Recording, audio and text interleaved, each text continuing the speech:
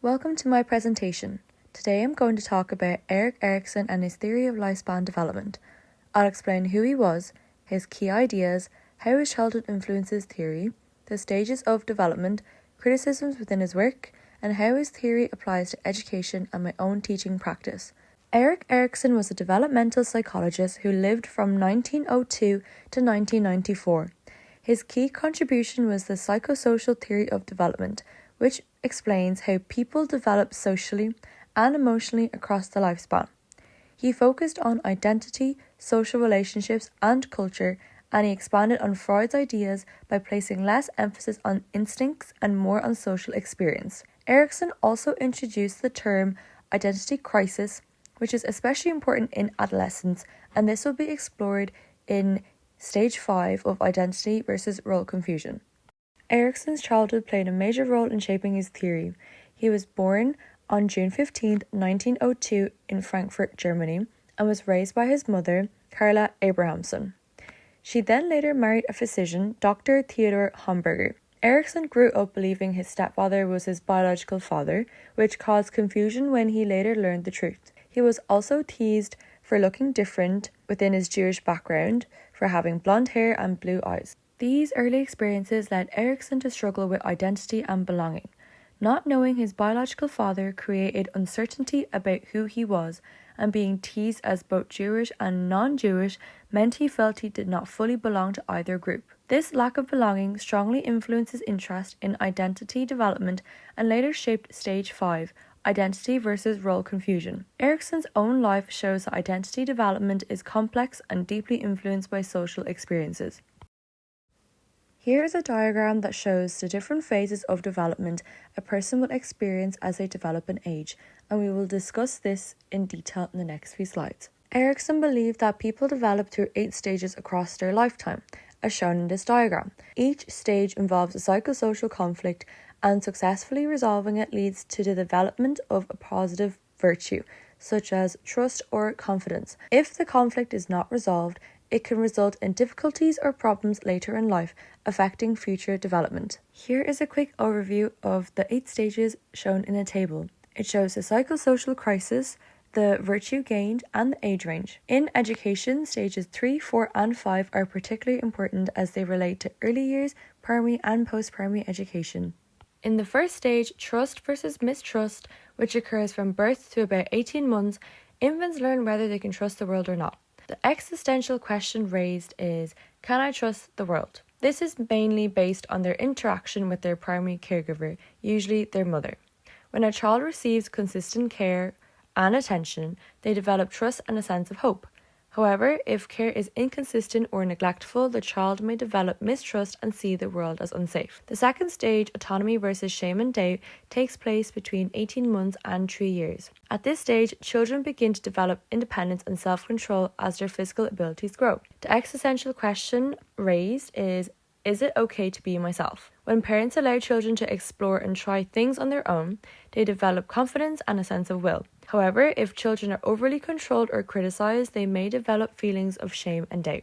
In stage 3, initiative versus guilt, which occurs between ages 3 and 6, children begin to take initiative by trying new activities, especially through play and learning in preschool settings. The existential question raised is it okay to do what I do? They start to ask questions and explore their interests, and when children are encouraged by parents and teachers, they develop a sense of purpose and confidence. However, if they are frequently discouraged or made to feel that their ideas are wrong, they may develop guilt about taking initiative. Stage 4, industry versus inferiority, takes place between ages 6 and 12 and especially important in school. The existential question raised is, can I make it in this world? At this stage, children are expected to learn new skills, complete tasks, and compare themselves to others. When children receive recognition and positive feedback from teachers, they develop competence and motivation. However, too much criticism or negative feedback can lead to feelings of inferiority and a loss of confidence. In stage 5, identity versus role confusion, which occurs during adolescence, young people explore who they are and how they fit into society. The existential question raised is, who am I? Teenagers become more aware of how they appear to others and begin to explore different roles, values, and beliefs. When they are supported by parents, teachers, and peers, they develop a strong sense of identity and fidelity. If they are pressured to conform or not given space to explore, they may experience role confusion and low self-esteem. In stage 6, intimacy versus isolation, which takes place in early adulthood from ages 20 to 40 years, individuals focus on forming close and meaningful relationships as they slowly understand who they are. The existential question raised is, can I love? Successfully forming intimate relationships leads to the virtue of love. However, difficulty forming these connections can result in feelings of isolation and loneliness. In stage 7, generativity versus stagnation, which occurs in middle adulthood from ages 40 to 60 years, individuals focus on contributing to society and supporting the next generation. The existential question raised is, how do I make my life count? Those who find meaningful ways to contribute develop a sense of care, while those who feel unproductive may experience stagnation and dissatisfaction. In stage 8, integrity versus despair, which takes place in later adulthood, so from 60 years and above, individuals are retired by this point, reflecting on their lives. The existential question raised is it okay to have been me? If people feel satisfied with their life, they develop integrity and wisdom.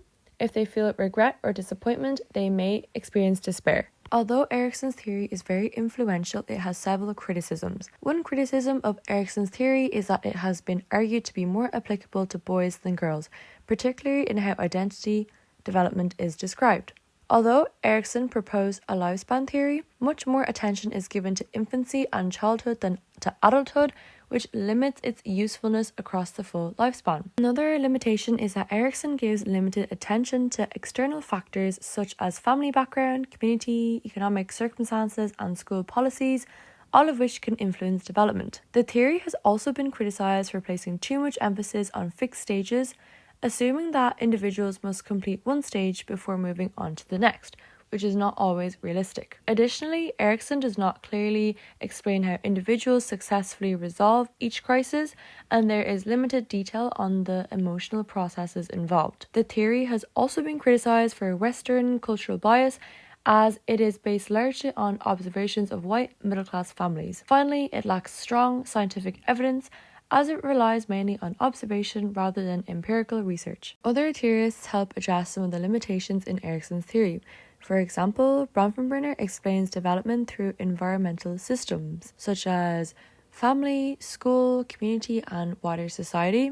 This helps explain why individuals experience Erikson stages differently depending on their circumstances. This makes Erikson's theory more realistic and inclusive. Bowlby's attachment theory also strengthens Erikson's work by providing research-based evidence for early emotional development. Bowlby shows how secure attachment with caregivers helps build trust and emotional security, which supports Erikson's first stage trust versus mistrust. He places an emphasis on the importance of this caregiver and infant attachment, which creates a blueprint for all future relationships. Together, these theories add context and scientific support to Erikson's theory, making it more realistic and useful, particularly in education. Erikson's theory is very relevant in education because it recognises that learning is influenced by social and emotional development, not just academic ability. Students' confidence, self-esteem, and sense of identity all affect how they engage with learning. Erikson's stages help teachers understand the different needs of students at different ages. For example, younger children would need encouragement to build confidence, while older students would need support to explore their identity. This supports a whole child approach to education and helps inform teaching strategies, classroom management, and student support. Erikson's theory informs my teaching practice by encouraging me to focus on students' emotional and social development as well as their academic learning. I aim to create a safe and supportive classroom environment where students feel confident and valued. Building positive teacher-student relationships is important, as feeling supported helps students develop confidence and motivation. Giving students opportunities to feel successful by praising effort rather than just outcomes helps prevent the feelings of inferiority. In the art room, Erikson's theory encourages me to support self-expression and creativity by valuing the creative process rather than just the final artwork, and by displaying student work and giving positive feedback, I can help students develop confidence, identity, and a sense of belonging. Thank you for listening to my presentation, and I hope you enjoyed my slideshow.